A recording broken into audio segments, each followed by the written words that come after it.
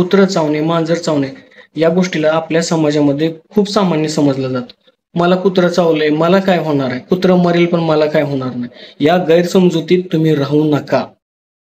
कुत्रं चावल्यानंतर लगेच लक्षणं दिसत नाहीत. सामान्यतः लक्षणं दिसायला 1 आठवडा लागतो. त्यात ताप येणे, खोकला येणे, अशक्तपणा यासारखी लक्षणं दिसतात. पुढे जाऊन ही लक्षणं जीव घेणी चालू होतात.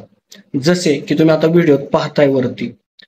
हायड्रोफोबिया म्हणजे यात पाणीच गिळता येत नाही किंवा पाणी दाखवलं की माणूस भेला चालू होतो. एरोफोबिया म्हणजे हवेची सुद्धा भीती वाटायला चालू होते.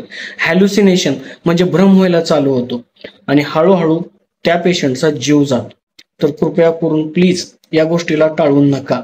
कुत्रा चावलाय 72 तासाच्या आत तुम्ही लस घेणं अतिशय महत्वाचं आहे. जखम झाले, दवाखाना लांब आहे, हॉस्पिटल लांब आहे, तर ती जखम स्वच्छ पाण्याने धुतली पाहिजे आणि जेवढं होईल तेवढं लवकर तुम्ही वॅक्सिन घेतली पाहिजे. वैद्यकीय सल्ला पूर्ण घेतला पाहिजे.